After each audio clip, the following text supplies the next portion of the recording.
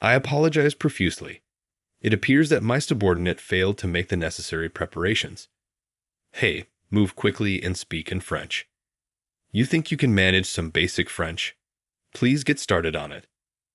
On the day of the $12 million business agreement, my coworker Mia and I were certain that our supervisor had set us up. Tyler. Who is he exactly? I'm clueless. I can see why those at top office are greeting us with such grace.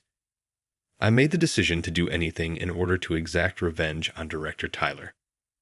My name is Daniel. I'm 32 years old and single. I lived a happy life without marriage, occupied with work every day. I joined the company as a recent graduate and picked up the essentials of my position at a tiny branch in the suburbs. My supervisors gave me a variety of pieces of advice, which I considered carefully, thought about, and used for my upcoming assignments. I was given the opportunity to work in the main office last year because of my commitment to my work. There is a lot to learn when working at the head office, and my coworkers have a much greater work ethic. I had a hard time keeping up at first, but as I got used to it, I eventually found my own tempo. Naturally, as the results increased, so did the responsibilities. I recently had to travel to a regional branch for one of my jobs. I was given a tiny department within the branch to work in. Since our company doesn't often send employees on business trips, the announcement of my trip quickly became the talk of the headquarters. How are you doing? Kevin, the person I looked up to at head office, began treating me like I was weak. I think you'll come back to us. Remember, notify us straight immediately if anything goes wrong. I wish you luck. My peers encouraged me for some reason, which confused but grateful me. I think everyone really is concerned about me. I headed for the regional branch, encouraged by my head office colleagues. I was hesitant at first, but it was simpler to handle after I saw it was a requirement of my profession. I flew for several hours to reach the branch, almost a month after the trip was planned, and I walked up to someone right away. She was approximately my age, a pretty woman with semi-long hair. I'm Daniel, and I'll be working with you starting today, I said. Despite the fact that we had just met, she smiled warmly to meet me. I take it you work at the head office. From the same department, I'm Mia. It's good to meet you. This way, let's go to the branch manager's office. We made introductions and then made our way to the branch manager's office. We were able to immediately get along after realizing we were the same age, and I was relieved to have made a new friend in a strange place. I'm glad you could make it. We lacked sufficient personnel. Even if it won't be long, I'm excited to collaborate with you. Yes, I'll do my best to be of help as soon as possible. What topic are you discussing? Since you've been employed by the head office, everyone has high expectations. Mia grinned. Sensing the weight of her words, I braced myself and unlocked the branch manager's office door. It's nice to see you here. We've received a proposal from headquarters. They must have had a purpose in selecting you. Display your resources for us. Yes, I appreciate that. I'll try my hardest, I answered. Manager of the branch Ethan was a serene man, with wide flecked hair and wrinkles at the corners of his eyes.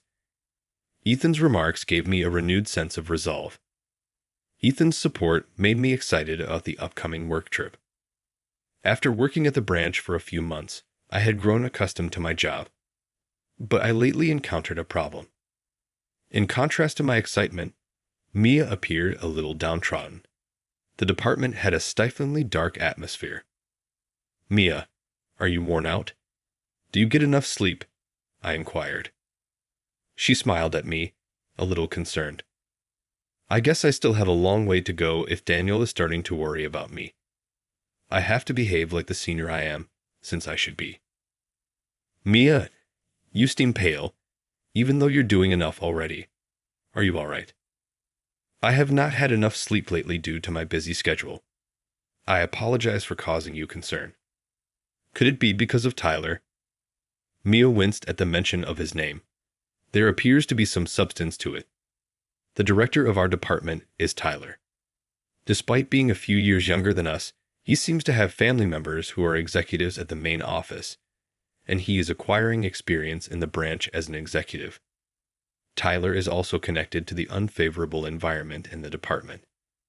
He always treats his workers with disdain and issues irrational orders and demands. He completely corners anyone who dared to disagree with him, forcing several to step down. I recall his authoritative demeanor, even towards a novice like me. Hey, don't become arrogant just because you work in the headquarters. Here, I'm the boss, and everything I say goes. You get it. Yes, I do comprehend, I answered. I have made every effort to stay away from him since then, but it appears that Mia, who is his direct subordinate, isn't afforded the same luxury. You stated that you were lacking in sleep. Is work the reason behind it? I figured Mia did the same because she was always telling me to leave on time. Well, there's a major deal approaching, so it's a busy time. Time is of the essence. Upon closely examining Mia's face, I saw slight black circles beneath her eyes. How had I missed this earlier? I felt bad about not paying more attention. Is this not Tyler's problem? It could cause major issues if you don't get enough sleep. Yes, but it's also true that my performance at work needs improvement. Nevertheless, I appreciate your care, and I forced a smile. Even though my heart hurt, I was merely a name among the throng as a newcomer. I was so helpless that all I could do was bite my lip in frustration. Mia changed the topic by clapping her hands, sensing my mood. By the way, Daniel, are you familiar with the head office vice president who is currently working at a branch abroad? At Harvard, he was at the top of his class. Isn't that motivating? Indeed, it is. He also belongs to our generation. Isn't that incredible? I want to work hard like him and benefit the firm because of this. Mia said something that moved me. I've never seen someone who is so committed to their work. I therefore had a great desire to keep that sincerity a secret. I understand how you feel, but make sure not to overdo it. I know, yay. Regards. Mia smiled politely and walked away, allowing me to think about it. Mia is a constant source of joy and cheer in the department. It never occurred to me that Mia was doing everything by herself. She was the same person the following day, even though I sensed something wasn't quite right. Did I simply overthink it? I still couldn't help but worry about her, the person who had supported me my entire life. Even though I saw her acting normally, I was still concerned. Many days passed while carrying those conflicting emotions. Then one day, I heard a voice I recognized coming from one of the meeting rooms as I was making my way back from an outside visit. If we overcommit, there can be a higher number of resignations. Kindly think it over again. Are you attempting to relax? Get to work if you have time to whine. Always, the most whiny are the worthless ones. It wasn't my intention. I was only considering what would be best for the company. I peeked in and watched Tyler and Mia fighting, not realizing that neither of them had realized I was watching. Tyler appeared to be very powerful as he stood there with his arms crossed. For the business, huh? Are you joking with me? Is it truly acceptable for you to disobey me? As the manager, you work like any other employee. But Tyler, it seems like you constantly want us to do everything. You don't even appear to be doing anything else. Are you not merely attempting to relax? What? Are you even aware of the things you're doing? You must truly wish to give up. Tyler's face became a beetroot crimson at Mia's words, wrath on full display. Tyler started speaking out. Even so, do you know who I am? This department is led by me. I could immediately terminate you and report you to the higher authorities if I so desired. However, this is excessive. For everyone, not just me. Mia's cries of desperation prompted me to act. Enough of this, I yelled. My abrupt presence surprised both Tyler and Mia. I moved between them, protecting Mia from Tyler, ignoring their shock. I've had enough. Don't you think you're going too far, with all due respect? What's this? I thought you were quiet. Are you attracted to this girl in any way? Perfect fit for the bottom of the barrel, Tyler scoffed, refusing to change his combative demeanor. A sneer twisted the corner of his mouth. It's been said by all. For you to be brought here on a work trip, what went wrong? Please don't bother us in any way. Pardon me? What a heinous miscommunication. Tyler scowled at me and stared down on me as I spoke in a furious tone. Tyler, though, was unmoved. Are you acting like the hero? What actionable steps can you take? She's dismissed because you disobeyed me. Please wait. As soon as I heard Mia's pleading cry, I instantly offered Tyler something. I'll do the work you have to do too. Could we just act like this never happened? They were both as astonished as before by my proposition. It was Tyler who spoke first. Very intriguing idea. All right. My task is yours to do going forward. Be sure to do it flawlessly. Comprehensive. In exchange, kindly agree not to fire her and pledge not to treat the other staff members badly. No worries, I swear. I shouldn't get bored because of this. Tyler walked out, appearing proud of himself after saying that. Mia apologized to me from behind. I apologize, Daniel. I should be the one defending you as your senior, but I'm not. Mia, don't stress over it. You didn't do anything improper. It's really impressive to confront a superior on your own. Mia kept asking after me, and I comforted her, so we both left the conference room. I said goodbye to Mia and went to visit Ethan.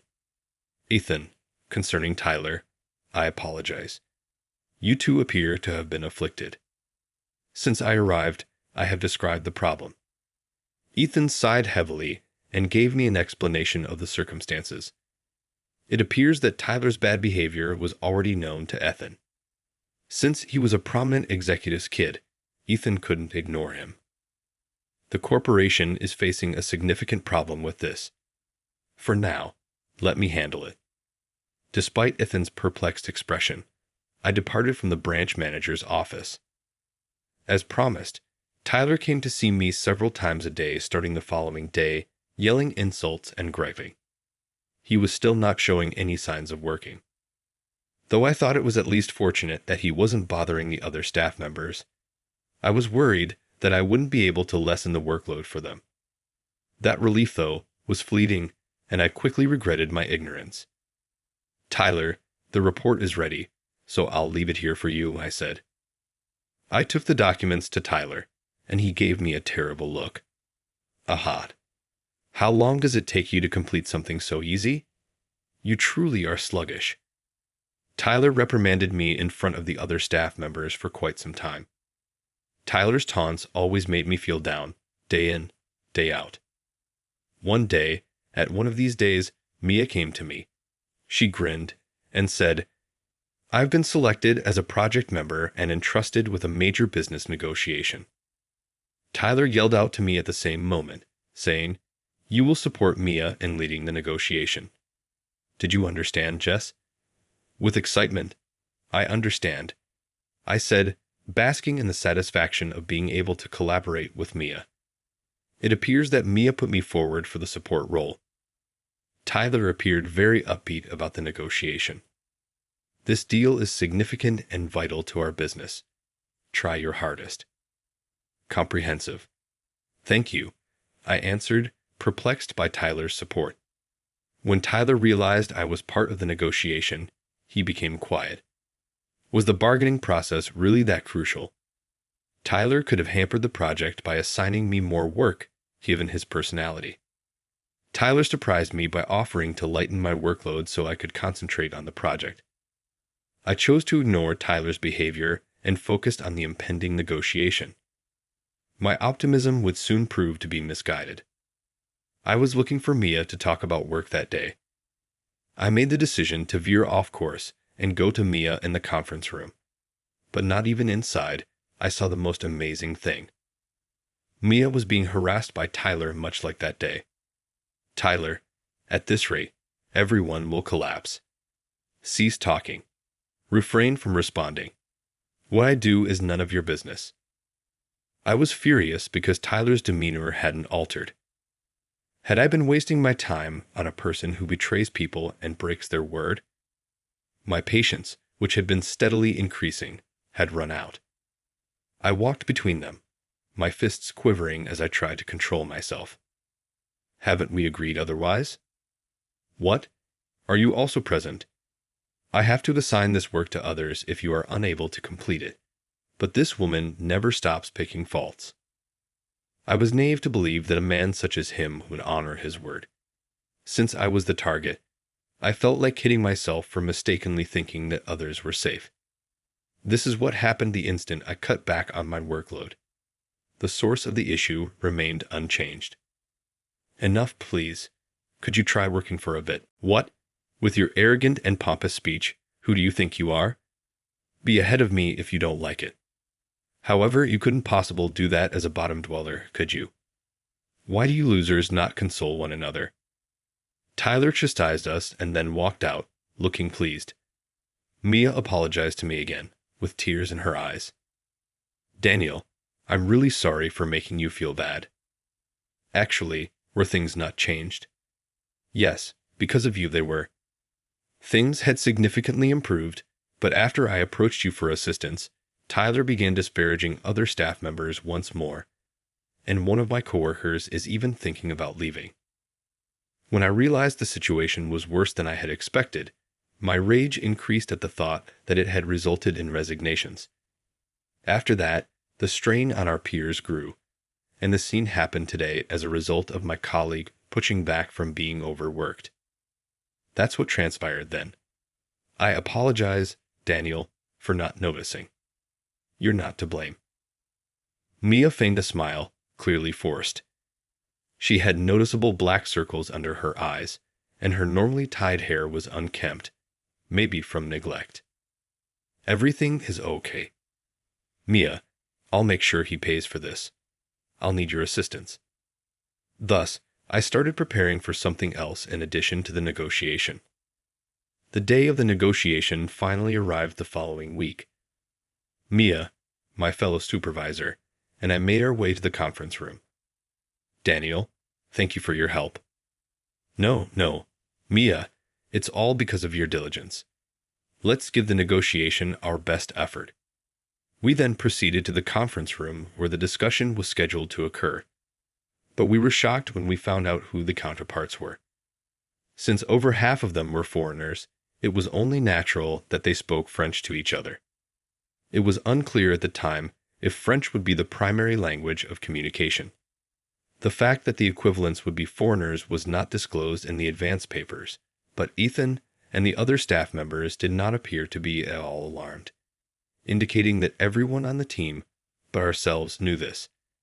The counterparts, who came from a major multinational corporation, were mostly foreigners. Along with a few others from headquarters, Mia, Ethan, Tyler, and I made up the project team. Kevin was also there, someone we could always count on at the head office. The agreement was almost finalized, and the meeting would end in accordance with the minutes, if all went according to plan.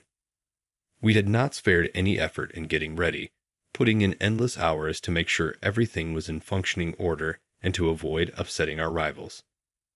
That's when I remembered and looked at Tyler out of reflex. Indeed, Tyler had a sly smile on his face. As he'd mentioned, Tyler, Mia's immediate boss, had prepared the materials. He had positioned us. I tried to move the meeting along according to the agenda, but we were stopped right away. Their counterparts appeared equally bewildered. We didn't seem to be the only ones who didn't comprehend the circumstances. Tyler, who had been silent up until then, grinned and opened his mouth. Had it not been made apparent beforehand that today's meeting would take place in French? Do you really think you're not ready? Hut French. Tyler was pushing for a response, and we thought we were being set up. All heads turned to look at Mia.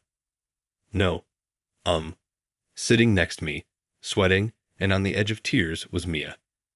Tyler started berating her, seeming amused. I'm sorry. It appears that the responsible subordinate has not made enough preparations. Hey, let's talk in French. I mean, you can manage French for middle school, right? Get it done quickly. Naturally, we had not been told that we were going to have a meeting with people who spoke French. Tyler had dropped his work on us with the intention of making us shoulder the blame since he knew everything from the start. I was going to make sure that didn't happen his way. It infuriated me to see Tyler stomp all over our hard work and gloat. I raised my head and inhaled deeply.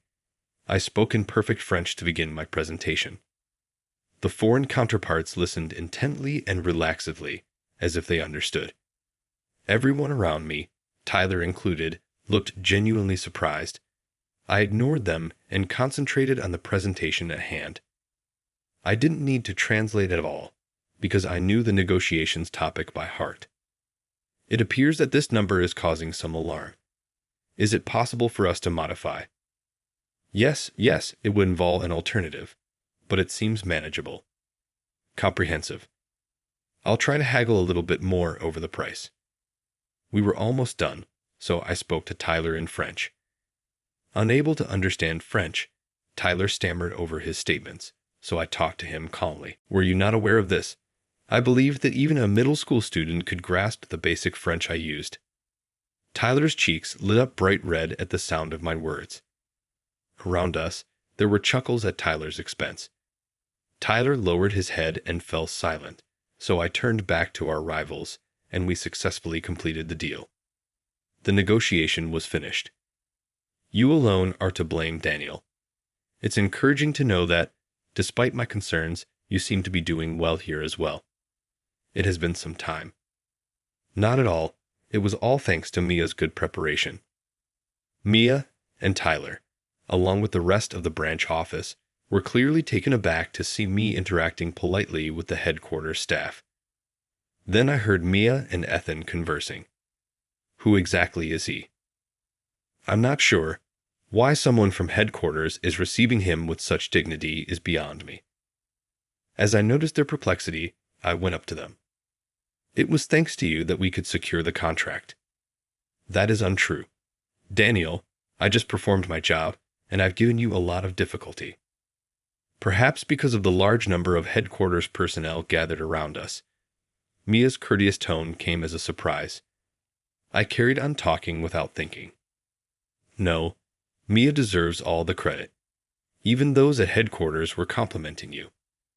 So, Daniel, what's your relationship with the people from headquarters? Tyler was waiting, seemingly, as I was talking to Mia and making my way to our section, as if he had been anticipating my arrival. What are you doing, in your opinion? Getting in the way of the negotiation like that. If something had happened, how would you have responded? Since the negotiation was successful, there shouldn't be any issues, right? Tyler, it looks like your intentions have backfired. I told him so and just kept going, not even looking at him. Vice President Thompson, hold on. President Thompson has sent a message. Someone from headquarters walked up to me and said something. Tyler's mouth dropped open in disbelief at this. Mia was equally taken aback. Daniel, Vice President? Mia timidly inquired. Yes, I haven't informed you yet. In reality, I'm in charge of this group company as Vice President. So you're the one who graduated top of your class from Harvard University. Though their tones could not have been more dissimilar, they both exclaimed in unison. Tyler's voice sounded like a scream, while Mia's was bright and kind of adoring. Ethan, on the other hand, was in such amazement that words failed him. Yes, I am the son of President Thompson, and I received the highest honors from Harvard University. I recently started working as the group company's vice president after serving an overseas assignment. Tyler's expression paled. At that point, he obviously changed his attitude and started to cling to me. You are the vice president from headquarters. I had no idea. I'm sorry for handling you the same as any other worker. It explains your humility and your commanding presence. I had no idea that a person of your caliber would be assigned to a branch office. President Thompson requested that. This branch's sales performance is lacking, and it has an abnormally high turnover rate. He desired that I obtain expertise managing the entire organization. And look what I discovered. I had no idea our organization was dealing with such issues. Issues? I'll take care of them right away. What do you think the problem is? I'll consider your suggestions carefully as a manager and assess our on-site operations. I looked straight at Tyler, as if he was trying to say he wasn't responsible. When I said, "You're the problem," he tensed. Eh? Did you honestly believe there was nothing wrong? Everything about the workplace, including your attitude towards subordinates, is troublesome. Anyone with a modicum of common sense would recognize that it is improper to use your position of authority to oppress your subordinates. Tyler looked unable to bear his current circumstances, even though he normally exclusively places blame on others. He abruptly raised his voice and drastically altered his demeanor. "Oh, you're being so arrogant. Who you think you are to be being so docile around me? This is ridiculous. Furthermore, a vice president would never travel to such a remote location for work. Are you a failure from top office putting up a front?" Mia, Ethan, and even myself were stunned by his statements. I brought reality to Tyler's attention. It is irrelevant what you believe about me.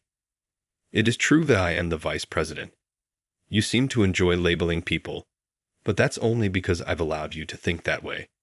Stop calling me a failure and a bottom dweller. Thus, it is indeed true. About my position, only people at the headquarters were aware. Thank goodness I was spared the needless formalities. It appears that we can now also get rid of a big issue. "A problem?" inquired Tyler. "Yes, the HR division at the corporate office has already been informed about your behavior.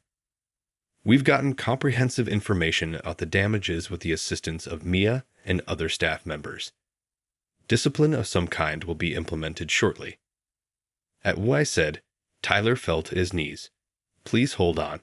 You betrayed the agreement." I can't overlook this any longer. I hastily left the scene after saying that. Later, Tyler was fired by official decree from headquarters. It found out that Tyler's problematic behavior had made it impossible for him to stay at the headquarters, which was why he had stayed at the branch office. Naturally, Tyler's family at the headquarters soon grew impatient and stopped being supportive. Tyler was consequently abandoned by his family, and having nowhere else to go, was observed looking for work. But Tyler probably couldn't work under someone else after looking down on people for so long. It seems that he was unable to handle the idea of working for someone else once more. Even if he was successful in landing his dream career, he would soon cause difficulties and lose his position. At present, he was observed working in a nearby convenience store as a part-time employee. Conversely, Mia persisted in her diligent labor. Workers who had quit upon learning of Tyler's leaving made the decision to come back. And so my several-month-long work journey was coming to an end. "You'll be heading back to headquarters soon, right?" Though Mia had told her many times that it's acceptable to talk informally, she still appeared dejected. Regarding herself, she obstinately maintained that formal terminology be used. Even though I would have chosen a more casual tone of voice, it was typical of her to insist on upholding this barrier. "Well, I guess that's true. Now that the issue has been fixed, I will probably be going back." "I see." I decided what I was going to do and inhaled deeply as I saw her looking down. "I'll be waiting for you at headquarters." Mia looked up at me when I said this. She looked directly at me and said, of course, in a hushed voice, "Please give me a moment." She drew me in with her honesty and sincerity. The idea of leaving was depressing. It would not be too far off that we might collaborate at the headquarters one day.